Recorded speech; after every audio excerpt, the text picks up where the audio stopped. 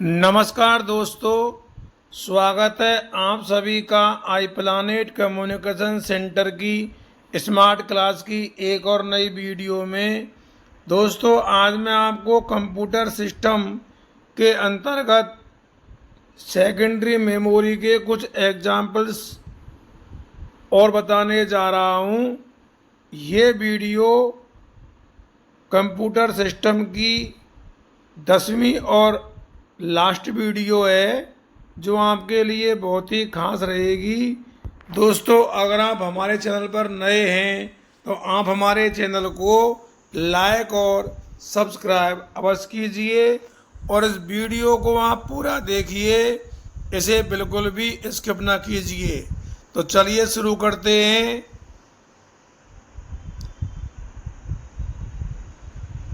तो दोस्तों, आज हम सबसे पहले पढ़ने वाले हैं ऑप्टिकल डिस्क के बारे में।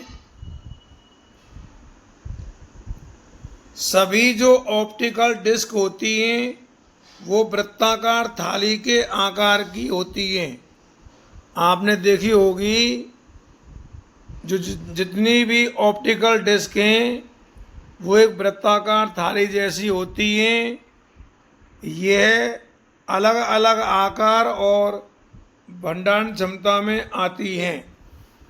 इनका जो आकार है और जो इनकी भंडारण क्षमता है वो अलग अलग होती हैं। यह एक प्रकाशीय संग्रहण युक्ति है जिसमें संग्रहित डाटा को केवल पढ़ा जा सकता है। यानी ऑप्टिकल डिस्क जो होती है इसमें जो डाटा संग्रहित होता है उसको हम केवल पढ़ सकते हैं। रोम शब्द रीड ओनली मेमोरी का संक्षिप्त रूप है और रोम में लेजर किरणों की सहायता से डाटा को रीड और राइट किया जाता है। यह डिस्क रेजिन जैसे पदार्थ पॉलीकार्बोनेट से मिलकर बनी होती है। जो ऑप्टिकल डिस्क है ये पॉलीकार्बोनेट पदार्थ से मिलकर के बनी होती है। इसकी सतह पर एल्युमिनियम यौगिकों का लेपन होता है जिससे इसमें प्रकाश को परावर्तित करने का गुण आ जाता है। प्रथम ऑप्टिकल डिस्क 1960 में जेम्स टी रसेल द्वारा बनाई गई थी। इसमें डाटा को क्रमबद्ध रूप से अर्थात सिक्वेंशियल एक्सेस किया जाता है। और लोकप्रिय जो ऑप्टिकल डिस्क के उदाहरण हैं वो निम्न हैं: worm disc, CDR, CDRW, DVD, blue ray disc आदि। अब हम एक एक का वर्णन करते हैं। तो सबसे पहले हम पढ़ने जा रहे हैं worm disc CD recordable disc. तो देखिए वर्म का क्या मतलब होता है। तो वर्म का मतलब है write once read many. W का मतलब राइट, O का मतलब होता है वंस, R का मतलब रीड और M का मतलब मेनी। तो ये वर्म का मतलब है राइट वंस रीड मेनी, अर्थात ये कॉम्पैक्ट डिस्क रिकॉर्डेबल है। CD रिकॉर्डिंग ड्राइव के माध्यम से वर्म डिस्क या CDR डिस्क में हम एक ही बार डेटा को स्टोर कर सकते हैं। यानी इसमें जो है डेटा को हम एक ही बार क्या कर सकते हैं, स्टोर कर सकते हैं वर्म डिस्क में या CDR में।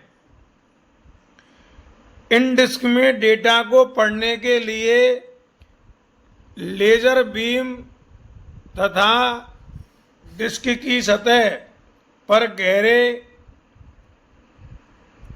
गड्ढे बनाकर लिखा जाता है। यानी इस डिस्क में एक विशेषता और भी है कि इनको पढ़ने के लिए लेज़र बीम का प्रयोग किया जाता है और जो डिस्क की सतह होती है सरफेस, उस पर जो है गड्ढे यानी पिट्स बनाकर लिखा जाता है। अब अगली देखिए, कॉम्पैक्ट डिस्क, रीड या राइट। इसका पूरा नाम है कॉम्पैक्ट डिस्क रीड राइट यानी कि CDRW।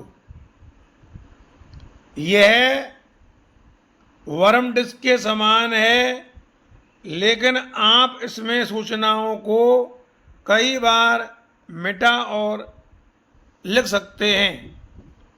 यहाँ इरेज का मतलब मिटाना और राइट का मतलब होता है रखना। तो कॉम्पैक्ट डिस्क जो होती है CD,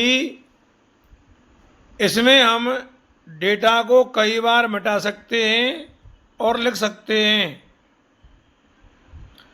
कॉम्पैक्ट डिस्क का उपयोग आमतौर पर सॉफ्टवेयर एवं प्रोग्रामों को इंस्टॉल करने तथा बैकअप के रूप में डाटा को स्टोर करने हेतु किया जाता है।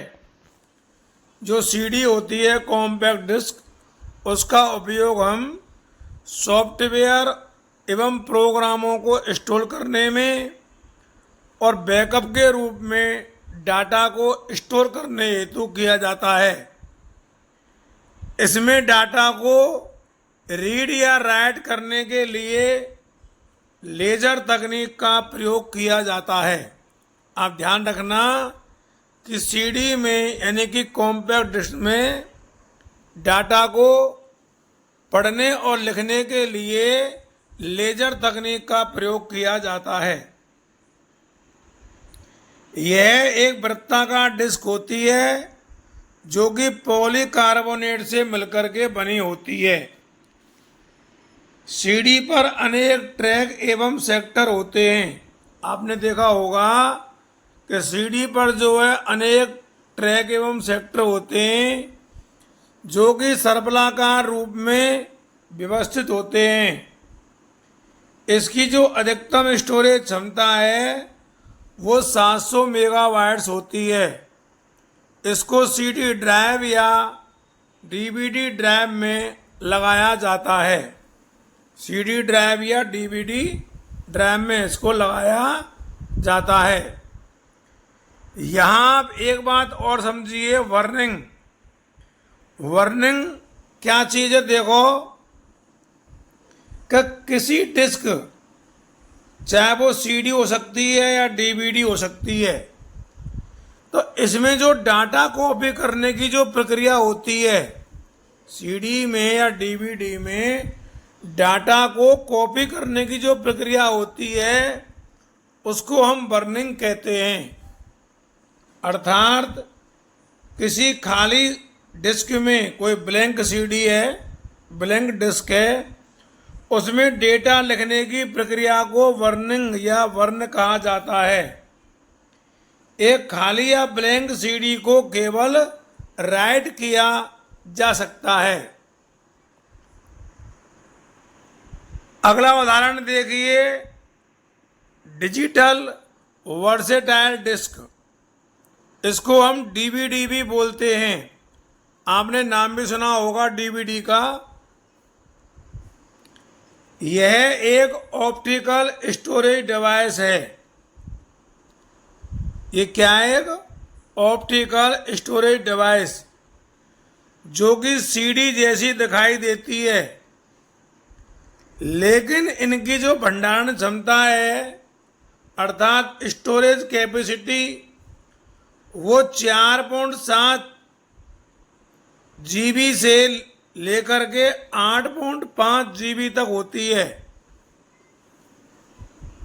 DVD को एकल परत डिस्क अर्थात सिंगल लेयर डिस्क या डबल परत डिस्क अर्थात डबल लेयर डिस्क के रूप में भी वर्गीकृत किया जा सकता है।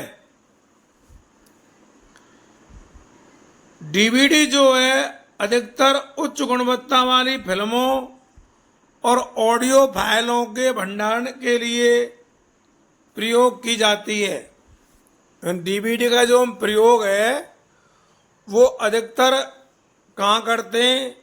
उच्च गुणवत्ता वाली फिल्म है, आपने फिल्मों की सीडी देखी होंगी और घर लाकर उनको चलाया भी होगा, तो वो सब डीवीडी हैं। और ऑडियो फाइलों के भंडारण के लिए भी डीवीडी का प्रयोग करते हैं।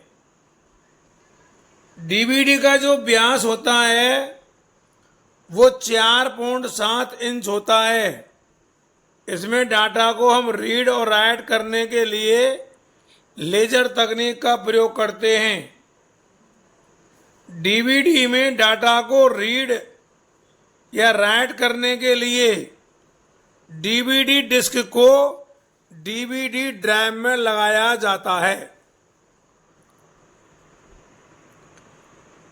आगे देखिए, नमी या तापमान जैसे जो पर्यावरणीय कारक हैं सीडी की तरह डीवीडी को भी प्रभावित नहीं करते, किंतु इसे खरोंच से बचाना आवश्यक है। आपने देखा होगा कि सीडी या डीवीडी पर नमी का या तापमान का कोई प्रभाव नहीं पड़ता है, लेकिन अगर इसको जरा भी हम खरोंच दें नाखून से या किसी अन्य वस्तु से, अन्य चीज़ से, तो ये सीडी पर आपकी या डीवीडी खराब हो जाएगी, वो अटक अटक के चलेगी। तो इसलिए इसको खरोंच से बचाना आवश्यक होता है। अगला उदाहरण देखिए, ब्लू रे डिस्क। यह भविष्य में मौजूद डीवीडी की जगह ले सकती है। यह डिस्क भी अतिरिक्त उच्च क्षमता, उच्च घनत्व डाटा स्टोर करने के साथ रिकॉर्डिंग के लिए लेजर बीम का ही उपयोग करती हैं। इनकी जो क्षमता होती है वो 50 GB से 500 GB तक होती है। ब्लू रे डिस्क की जो क्षमता होती है डाटा स्टोर करने की, संग्रहण करने की, वो कितनी होती है? 50 GB से 500 GB तक। इसमें डाटा को रीड या राइट करने के लिए विल्यू वायोलेट लेजर किरणों का प्रयोग किया जाता है। इसे बीडी डिस्क भी कहा जाता है। ब्लू रे डिस्क की जो स्टोरेज क्षमता है, ब्लू रे डिस्क की जो स्टोरेज क्षमता है वो एकल परत वाले प्रोटोटाइप पर 25 GB एवं दोहरी परत वाले पर 50 GB होती है। ब्लू रे डिस्क उच्च गति से कोई भी हाई क्वालिटी की वीडियो या वीडियो गेम तथा अन्य डाटा स्टोर कर सकती है। यानी ये जो डिस्क है ये हाई क्वालिटी की कोई भी वीडियो हो या वीडियो गेम हो या अन्य कोई भी डाटा हो उसको ये स्टोर कर सकती है। अब देखिए, पेन ड्राइव या फ्लैश मेमोरी, जिसको आपने अच्छी तरह देखा है और यूज भी किया है। तो पेन ड्राइव जो है एक छोटा सा पोर्टेबल डिवाइस होता है जो USB पोर्ट के माध्यम से एक कंप्यूटर से जोड़ा जाता है। आपने देखा होगा कि पेन ड्राइव जो है उसको हम USB पोर्ट के माध्यम से कंप्यूटर से जोड़ते हैं। यहाँ तक कि जब तक यह कंप्यूटर से जुड़ा नहीं होता, अर्थात कनेक्ट नहीं होता, तब भी ये डाटा को संग्रहित रख सकता है। यानी जो पेन ड्राइव का जो डिवाइस है, पेन ड्राइव, इसमें अगर ये कंप्यूटर से जुड़ा भी नहीं है, कंप्यूटर से कनेक्ट भी नहीं है, तब भी इसमें जो डाटा होता है वो संग्रहित रहता है और आसानी से ये कंप्यूटर से डिस्कनेक्ट भी हो जाता है और सुरक्षा रूप से इसे कहीं भी ले जाया जा सकता है। यह डाटा स्थानांतरण एवं संग्रहण के लिए नवीनतम युक्ति है। इसे कंप्यूटर के यूएसबी पोर्ट में लगाया जाता है। इसमें डाटा को कभी भी हम रीड कर सकते हैं, राइट कर सकते हैं और डिलीट भी कर सकते हैं। ये इसकी विशेषता है पेन ड्राइव की कि इसमें डाटा को रीड, राइट और डिलीट किया जा सकता है। पेन ड्राइव जो है वो रीराइटेबल होती है, अर्थात रीड, राइट और डिलीट तीनों ही इसमें संभव है। इसका जो आकार है वो इतना छोटा होता है कि हम इसे जेब में या अपने पर्स में आसानी से रख सकते हैं और इसे कहीं भी ले जा सकते हैं। इस डिवाइस को एक्सटर्नल पावर सप्लाई की आवश्यकता नहीं होती है क्योंकि यह पावर डायरेक्टली यूएसबी पोर्ट से ही ले लेती है। मतलब इसको पावर सप्लाई की आवश्यकता अलग से नहीं पड़ती। ये पावर जो है डायरेक्ट यूएसबी पोर्ट से ले लेता है और पेन ड्राइव जो है डबल ईपी रोम है। अब अगला पढ़ते हैं मेमोरी कार्ड। इसका प्रयोग भी आप सभी ने किया होगा और आपने इसको देखा भी होगा। इस प्रकार के जो स्टोरेज डिवाइस का प्रयोग camera, mobile phone, PDA, laptop आदि में किया जाता है। यह एक इलेक्ट्रॉनिक मेमोरी डिवाइस होता है जो डिजिटल डाटा एवं फाइल को स्टोर करने एवं उन्हें ट्रांसफर करने हेतु प्रयुक्त होता है। जो मेमोरी कार्ड है यह एक इलेक्ट्रॉनिक मेमोरी डिवाइस है जो डिजिटल डाटा एवं फाइल को स्टोर करने के और उन्हें ट्रांसफर करने के काम आता है। मेमोरी कार्ड को रिमूवेबल स्टोरेज डिवाइस भी कहते हैं और मेमोरी कार्ड को मल्टीमीडिया कार्ड एमएमसी के नाम से भी जाना जाता है। एमएमसी का मतलब मल्टीमीडिया कार्ड। और उपयोग एवं साइज के आधार पर मेमोरी कार्ड निम्न प्रकार के होते हैं। पहला है स्मार्ट मीडिया कार्ड। यह इन दिनों डिजिटल कैमरे में इस्तेमाल होने वाला सबसे लोकप्रिय कार्ड है और यह एक पोर्टेबल क्रेडिट कार्ड की तरह होता है। अगला है सिक्योर डिजिटल कार्ड। यह दूसरी पीढ़ी मल्टीमीडिया कार्ड एमएमसी है, सेकंड जनरेशन एमएमसी। इसमें डेटा को लॉक और प्रोटेक्ट में रक्षा करने की क्षमता होती है। इसका उपयोग डीएसएलआर और डिजिटल कैमरा में किया जाता है। ये डीएसएलआर जो है ये भी एक तरह का कैमरा ही है और इसके दो जो है संस्करण हैं। पहला है मिनी एचडी कार्ड। यह smartphone, MP player, digital camera में डेटा भंडारण की आवश्यकता को पूरा करता है। जो स्मार्टफोन होते हैं या एमपी प्लेयर है या डिजिटल कैमरा है तो उसमें डेटा भंडारण की जो आवश्यकता है उसको पूरी करता है। और अगला है माइक्रो एचडी कार्ड। यह मिनी एचडी मेमोरी कार्ड से छोटा होता है तथा उसकी सही विशेषताएं उसमें उपलब्ध होती हैं। पोर्टेबल मीडिया प्लेयर, जीपीएस अर्थात ग्लोबल पोजीशन सिस्टम और सेल्युलर फोन्स में इसका प्रयोग किया जाता है। अब हम पढ़ेंगे डाटा ट्रांसफर बस।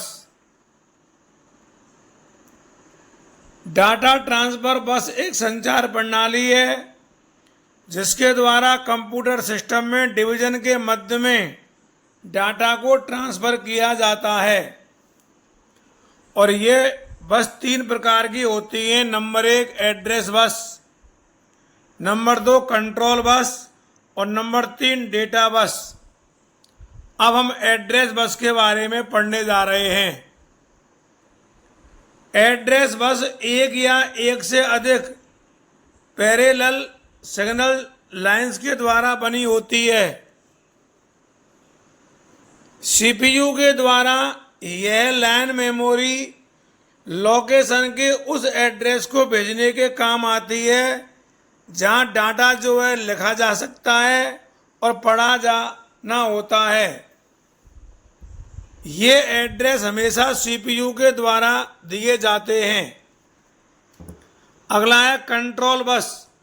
Control bus control signal CPU के द्वारा जरूरत के अनुसार डाटा पढ़ने या लिखने के लिए मेमोरी से एड्रेस बस द्वारा उस लोकेशन को एड्रेस भेजा जाता है। एक कंट्रोल सिग्नल जो होता है वो भी कंट्रोल बस द्वारा भेजा जाता है। और अगला है डेटा बस। यह एक संचार प्रणाली है जो कंप्यूटर में विभिन्न घटकों के बीच या विभिन्न कंप्यूटरों के बीच डाटा ट्रांसफर करती है।